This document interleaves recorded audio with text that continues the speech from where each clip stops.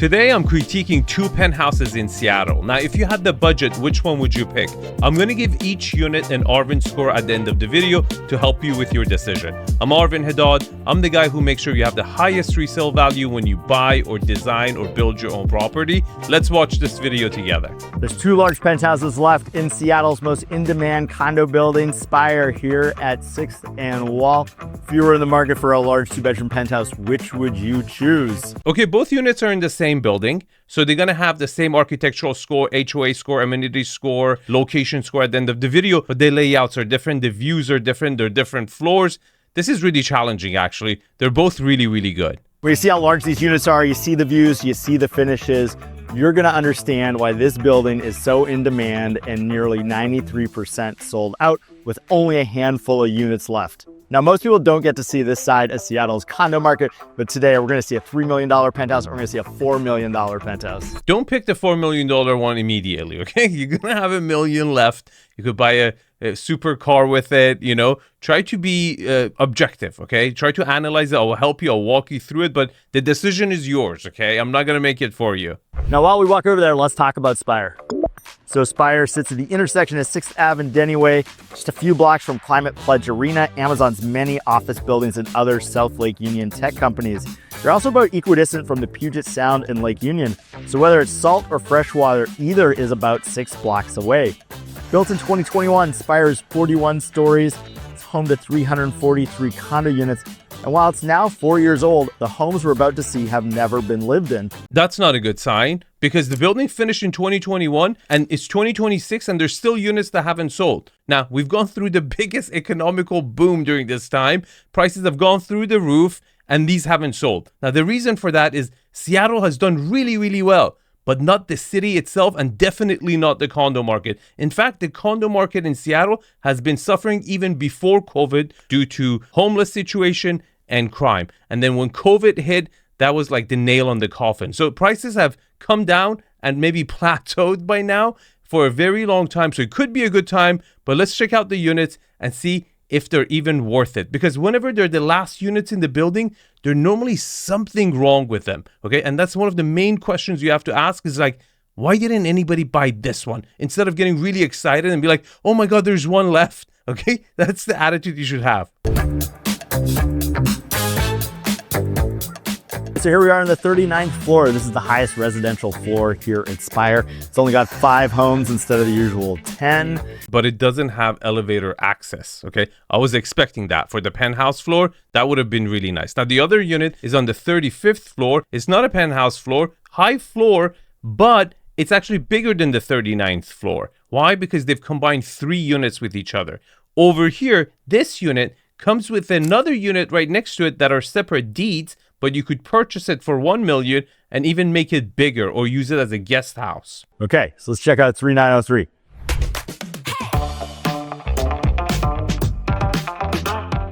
All right, so here we are in 3903, the last true large penthouse available.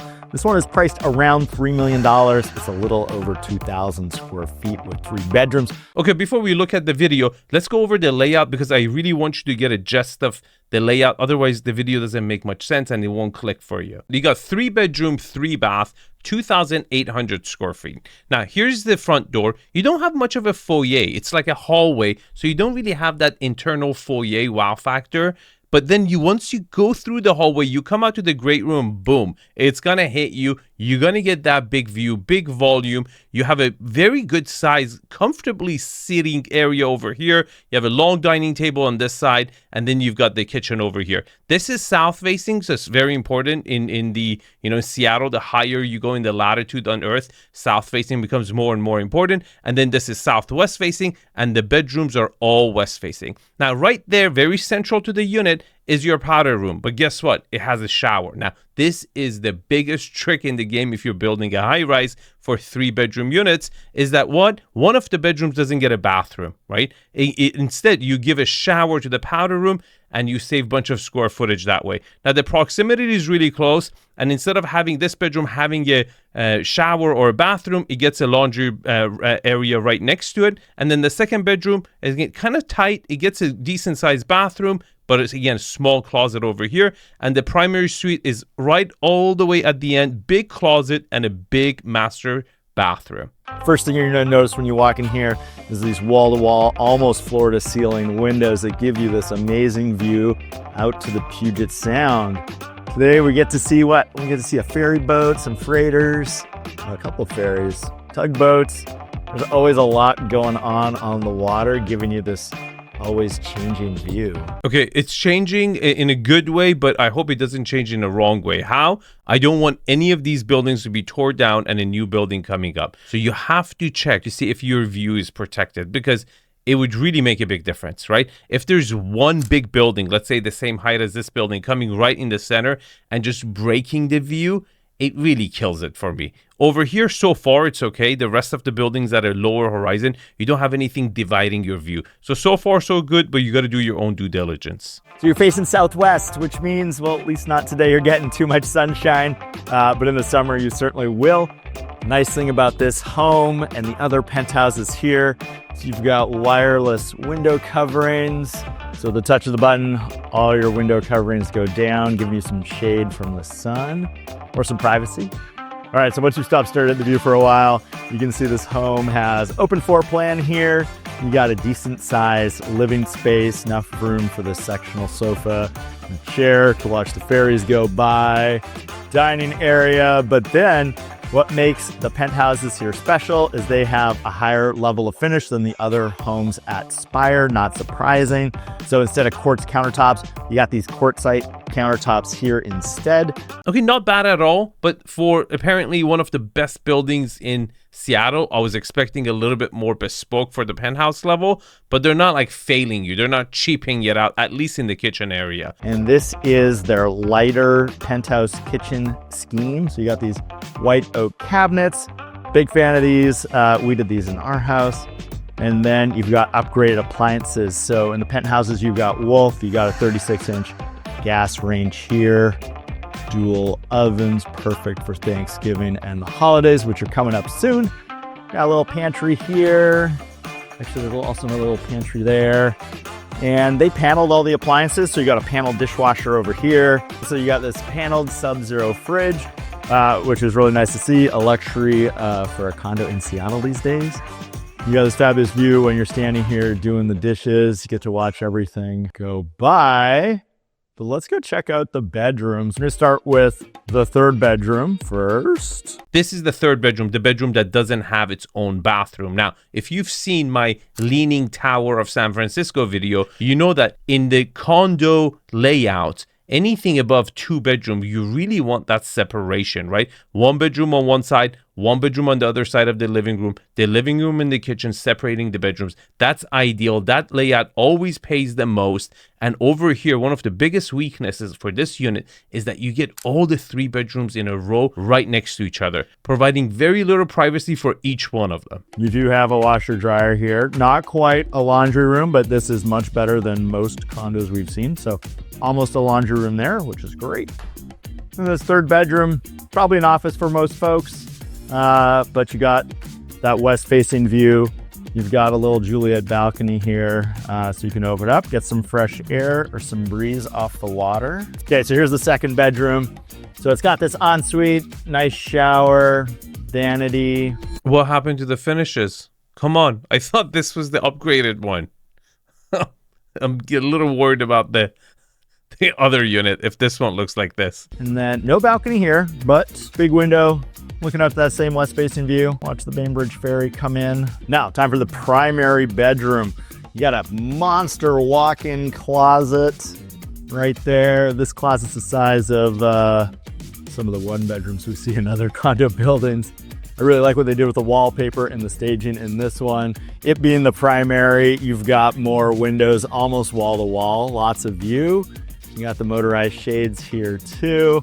Then you got this big primary bathroom. I was expecting book match marble. Again, we're getting tile sized little tiny marble pieces, but the privacy is amazing. The view is really good. So on the penthouse level, you don't have anyone upstairs, and in a corner unit, you have only units to your left and right on a corner unit. And on this side, the bathroom is the buffer on this side and the kitchen is the buffer for the other side. So these are really important things to pay attention, where you're not even touching important walls with your condo neighbors, right? But the finishes are the most disappointing part so far for the penthouse unit. And privacy, I absolutely love it. Like, you can get naked here. There's not a single soul who can look at you, and you can just be super comfortable in your own unit. So something else I like about this unit is you got a lot of wall space, which at this price point, buyers or clients, they're typically going to have a lot of art, and this home gives you a lot of wall space to show off that art. Then why did they use Panera Bread wallpaper over here? All the wallpaper are so questionable.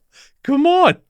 So bad. Oh, and by the way, just so you're not surprised when you come see this place in person, if you do, there is a lot of construction going up. So you got this new tower coming up here to the left, and then we have this apartment building, Seattle house, just about to finish off, and then these vacant parking lots. At least one of them is going to turn into a twin tower project.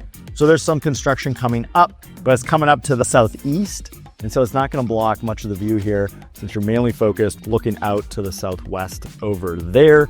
There are tears in my eyes. He's the first real estate agent ever to tell the truth. I've critiqued thousands of the videos. I've never heard a tour person do this. Every tour person I've ever seen have moved the camera to the angle. I have to go look on Google Earth, pull it up, find out what's going on.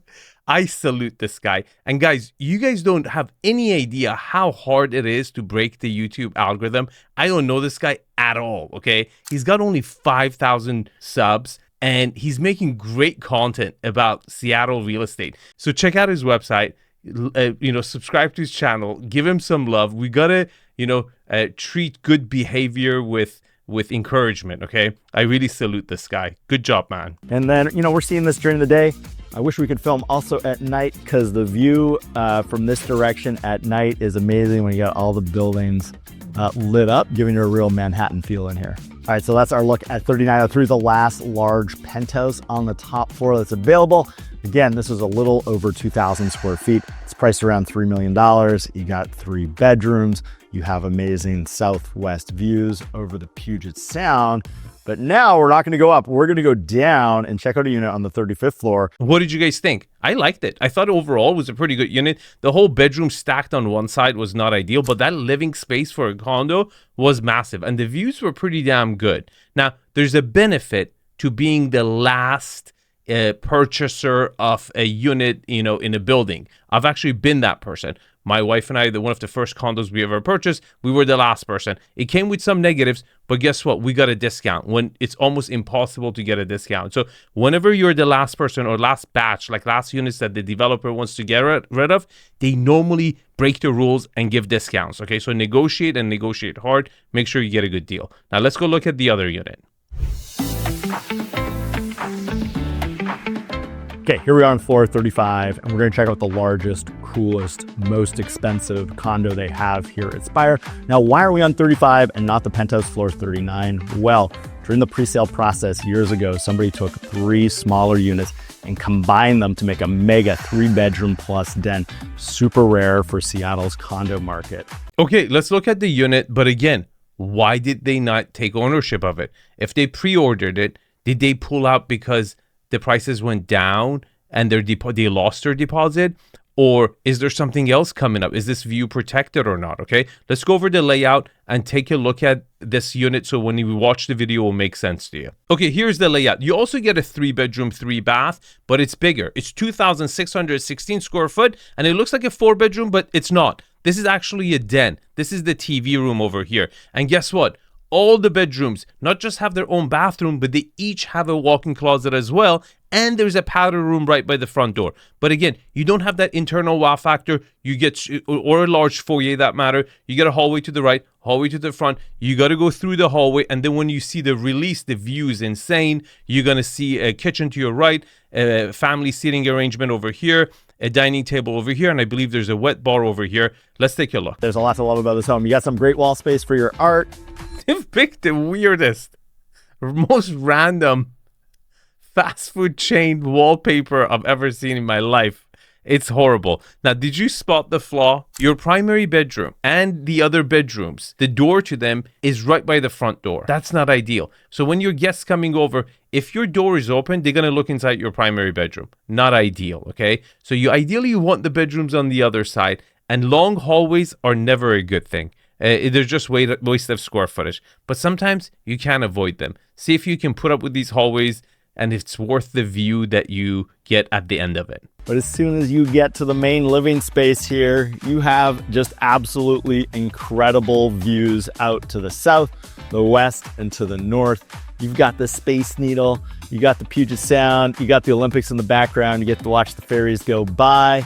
You've also got Lake Union, so you get to see the float planes land and take off, all the activity that happens on Lake Union. I mean, this isn't the top floor, but these views are pretty incredible. What did you guys think of the views? To me, they are incredible, and let me tell you why. It's super dynamic. First of all, you have a monument, okay? We got the, Seattle Space Needle. Now, I understand it's a very tall thing. You get a view of it from everywhere, but it's definitely a plus. And this is unobstructed, straight up, which causes a problem you will see later in the video. But overall, you have that iconic element right dead center, right? But then you've got hills. You've got, salt water, you've got lake water, you've got flying boats, you've got topography, you've got hills, you've got the trees, different colors. It's absolutely beautiful. What I like about this home versus the other penthouses at Spire is that you've got a good amount of space here between the kitchen, living, and the dining. Your dining feels like its own separate space. Got a nice kitchen. So the kitchen here, penthouse level finishes. So you get the quartzite countertop. It's huge, you got a big island, room for 4 people. It's really the same as upstairs. I think it's a different color combination. That was the lighter tone, like the oak tone we saw upstairs. Over here, this is the walnut. But they're both good, kind of cookie cutter. Again, they're luxury, but not bespoke level. And they didn't spare much expense here in the kitchen. So they used a lot of drawers. Drawers are more expensive than doors and are much more functional. So great to see that. They paneled the appliances. So you got a paneled dishwasher. You got a paneled Sub-Zero fridge like the unit we saw upstairs. You got the big 36-inch gas Wolf cooktop, only one oven. And of course, you got this great view. You get to watch the Space Needle. You can actually see people at the top of the Space Needle while you're standing here doing your dishes. No, we've got an issue. Too close to comfort. I don't know if they get it. You got to go to the Space Needle and look in and see how well people can see it, okay? Because it could be an issue. But again, at least it's unobstructed, right? At least for now. But overall, one of the best views I've ever seen. Such a dynamic view. Now, in terms of the dining room, I like that the dining room here is a little more of its defined own space relative to some other places. So you got a nice chandelier. You can have a big, long dining room table. You can host lots of people for the holidays. But then you got this nice sideboard here where you can store more stuff that doesn't fit in your kitchen. And you have some nice display shelves. And you got some nice stone here as well. Now you might be wondering, where do you put your TV in this living room when you've got so much glass and it's so open? No, I was wondering, where would I have breakfast? That was the second question. Did you notice that? The way they've had the seating arrangement over here is very generous, very ultra luxury. You need to let the furniture breathe, and they have done that, okay? But as big as this space is, we didn't have a breakfast table. So if you want to have breakfast, lunch, or dinner, you're going to the formal dining area, which is not ideal. It would have been nice if we had a little nook area where you could have had a breakfast setting, right? You could have kind of partitioned it, but I don't think the layout allows that, and that's not ideal. The answer is you don't put your TV in the living room. You're going to put it in the den, and this home has a great den, unlike most condos which do not have a den. So let's go see the den. Okay, so it's back by the entryway here. Got a powder room. It's got a fancy Toto wall-hung toilet. Now pay attention. This powder room is smaller than the powder room of the penthouse on the 39th floor, but I would take this over that. Why? Because it's a powder room. It's a proper powder room for the guests. And, not one of the bedroom's extra shower area. So to me, it's better to have a smaller powder room, but a designated powder room for guests. That's expensive. So here's the den. You have a nice big sectional, put a TV on the wall. Maybe have a little bar here or something going on with this built-in cabinet. Got a great view of Lake Union from here. And you have a little Juliet balcony, well, a little bigger than a Juliet balcony. Open the door up, get some breeze. So this view is different than the ocean view, okay? And again, different things are going on. They're like airplanes that land in this lake. And I just love the topography of the land everywhere. I love that hill that comes up. You have so much to just pay attention to, look at, and really digest the view. It's not a boring view. It's an engaging view, and it's close by. It's like tangible. You can touch it. On the way to the bedrooms, let's just point out, you have a real laundry room here in this 35th floor unit. So you got lots of space to do laundry, beautiful stone countertop on top of the washer dryer. I know what you're thinking. Could you convert this laundry room to a bathroom? You can, but you shouldn't do it. Let me tell you why. Look. This whole luxury condo element really makes sense if at the 3-bedroom level, when you start going 4-bedroom, 5-bedroom, at that price point, you really should be looking at single family homes. You should have really, really good reasons. And if you want to have a 4-bedroom condo, you should have multiple living spaces to accommodate that many people. Like you can't just add bedrooms and not add living quarters to the house. This is balanced. This is comfortable. This makes sense. You have a proper laundry room and you have a TV room, which would be perfect for a 3-bedroom proper condo penthouse. Very rare to see in any Seattle condo. So this condo at 2,600 square feet has 3 bedrooms, all with ensuite bathrooms. This is the smallest of the 3, facing out to the north. Got a nice bathroom. It's got some upgraded fixtures in there. Okay, the finishes are pretty much exactly the same, just a darker palette and a lighter palette, but the quality is the same. Now, he mentioned north exposure, and that's not ideal. But the good thing is that your primary bedroom is on the west orientation, right? So you're going to get a little bit more natural light, especially in the evening coming in. But this northern side is going to be what? Much more darker. Now, being on the upper floor and nothing blocking you, it helps. But again, the higher you go, on the latitude, right? Like Seattle, Alaska, Norway, those, you really want to be south facing over there. And then it's got a walk-in closet. Okay, next bedroom. This one feels a little bigger. It's got a bathtub, walk-in closet as well. Faces the same way out to the north. But let's see the primary. It's got a pretty special bathroom. It's facing to the west. You walk past 2 walk-in closets, so you got tons of closet space in this condo. You got room here for king-size bed, 2 bedside tables. You got a big view out to the west. You could have a chair here. Look out at the Olympic Mountains. We're not going to be able to see the sunset tonight, but on a sunnier day, you certainly could. Watch the ferries go by. And then you have this huge bathroom. You got this tub that's got 2 windows looking out over the city. Again, really good bathroom. I love the bathtubs have real privacy. No one can look at it. The elevation is just right that those tallest buildings even don't get a direct line of sight over here. It's amazing. It's really important. There's so many penthouses, especially in Seattle, where in the core of it, they're right next to each other. So you're up in each other's business. And the location of this one is farther north, I want to say, which is kind of isolated by itself, and it gives it privacy from other buildings. Now, on the other side, for the other unit they're building, and I really wonder what could be built on the other side of this. And that's one of the most important elements that you should do research on before purchasing. What else do you need to know? Well, the ceiling height here, 9.5 feet. If you're looking at the penthouse floor, those were 10-foot ceiling heights. HOA dues here at Spire are $1.06 a square foot a month. Now, what about parking? Well, Spire has this really interesting parking system. It's called automated parking. It'll even charge it.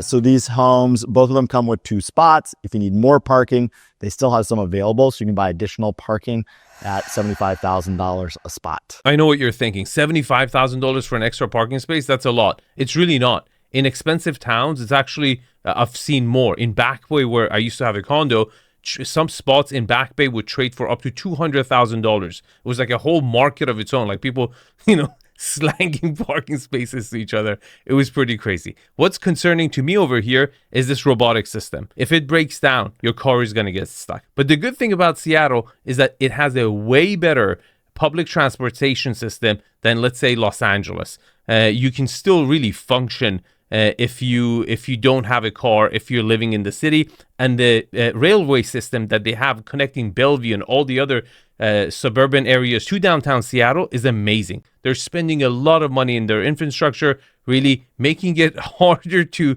purchase properties in Seattle and making it more affordable to actually move out. So that's kind of a headwind against property prices in Seattle, because the railway system is doing a great job giving you cheaper prices outside of town where you can easily commute to the city. Now, what about amenities? Spire has some great amenities. Let's run through them. Starting on the ground level, you walk into this great lobby. It's got a cafe there, so you can get a coffee in the morning. You got 24/7 concierge.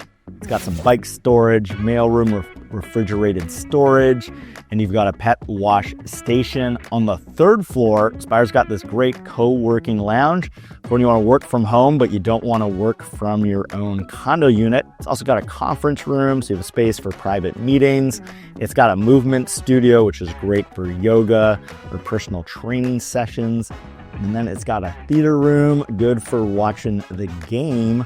So their best amenities are on their highest floor. So on floor 41, you have a gym with arguably one of the best views in the city. This is really interesting concept. You see, they're giving the best floor to the whole building, not building a penthouse there and trying to sell it for 20 million. Very interesting concept, right? And they've been successful raising the price of every unit by a little bit. And these are all like algorithms, right? Like calculations, like what should you do to maximize profit and sell out faster? Like, should you actually build out the penthouse at the top, 2 units or 1 unit? Would that be more profitable? Or give a really cool amenity like this to all of the units? Because this is a pretty cool place to work out. And then just below that on level 40, you got a ton of great spaces. You got this private dining room area with a kitchen so you can entertain guests, maybe have your event catered. And you've got this outdoor space here where you can hang out, check out the Space Needle, watch the view, watch everything go by. And then you got some spaces here where you can work from up here and enjoy the view with these booths. And they got some grills. You got a pet run up here too. And then they've got the Spire Club, which is this nice indoor lounge for hanging out. But if you bought either of these penthouses, I don't think you'd be using this much, because your home is pretty incredible and you're likely just entertaining at home. Now, the thing to keep in mind about Spire is that while their amenities are some of the best out there, they don't have a pool or a hot tub. If you're looking for that, I'd recommend First Light or Insignia. There's also no sauna or steam room. If you're looking for that, you're looking just at Insignia. That's disappointing. Like, it was so close to getting a full score over here, because it once you don't have the spa and the swimming pool, you don't complete the circle, right? If you really want to complete the circle and say, look, you would save what, $400, $300 on your Equinox membership if you move over here. That's a great argument. And sauna, swimming, is like, you got to have it if you're ultra high end and targeting that. Okay, did you decide which one you like? I'm going to give it an Arvin score to help you guys decide which one you would take if you had a $4 million budget. Okay, let's first rate location, amenities, HOA, and architecture, because it's going to be the same for all of them. Location, I'm going to give it a 7.5. You're very central both to the lake and the ocean. You're very close to where the most expensive residential homes in the Seattle area are. And at the same time, you're next to the tech campuses, right? So it's going to get a 7.5 for me. Amenities, I'm going to give it an 8.5, and I will tell you guys why. I love the fact that they designated the top 2 floors to the entire building. And they had a lot of cool things, but they just didn't have that spa and swimming pool. And at the same time, it was starting to show its age, even though it was 2021. And for that reason, it's going to get 8.5. HOA, I'm going to give it a 7.5 because in the last 4 or 5 years, I couldn't find any reported defects on the building. You should still do your own due diligence. And at the same time, at $1.06 per square foot is high, but it's not at the same level as, let's say, Four Seasons or really branded areas. To me, for what you were getting, it seemed somewhat fair. Building architecture, it's dynamic, but they didn't go all out with it. And again, the shape of it, they didn't take much risk at all, right? It's maximized on the lot size and everything, and it's very cookie cutter. And then when they try to kind of, show a little bit of character with this white element box that they kind of framed it, they could have used a different material to give it a little bit more, I would say, sophistication. They just kind of put a white picture frame around it. It could have been better. I give it a 6. Unit orientation. For the 39th floor, I'm going to give it a 7.5 because it had that south and west orientation, but the south was pretty limited. And then I'm going to give the 35th floor a 6 because it had the north and the west orientation. But then again, the north was pretty long. It had more frontage, right? It had a lot more, it was much more of a corner unit, shall we say, than the other one. And that's why it didn't drop below 5. Privacy. Look, they're both very private. You don't have that many walls with neighboring units. So you got that corner unit element. And no one really looks into the unit except for the unit 35. You've got the most iconic monument in Seattle, the Nero, looking into your unit. And that could be a negative. You want to go check it out, the view from there, and see what you can actually see to make sure you're protected. I'm going to give the unit 39 8 score, and I'm going to give unit 35 a 7 score. Views. To me, there was a clear winner. The unit on the 35th floor wins it. It was more panoramic than the other one. You had multiple focal points. It was more unobstructed. You had a historical element. That one gets a 10, and the 39th floor is going to get a 6. Layout. Look, they both had issues, but for me, the 35th floor wins. The primary bedroom being on the other side, separate from the kids' bedrooms and the den, wins it. It just, to me, that always surpasses all the other elements, and that's what I've seen people care the most about. And for that reason, the layout score for the 35th unit is a 7.5, and for the 39th unit, it will get a 6.5. Scale. This is a tough one because the penthouse unit had half a foot higher, but smaller openings, and the 35th floor one had a bigger family area, bigger living room than the other one. I think the 35th floor wins it by just a tad. I'm going to give that one a 7, and I'm going to give the penthouse 39th floor a 6.5. Finishes. This is a really easy one. It was entry-level luxury. I'm going to give it a 6.5. Now, here's the Arvin score. If you want to see the Leaning Tower of San Francisco, watch this video. If you want to see a New York, Brooklyn penthouse that I really, really like, watch this one. Thanks for watching, and I'll see you guys in the comments. Have a good one.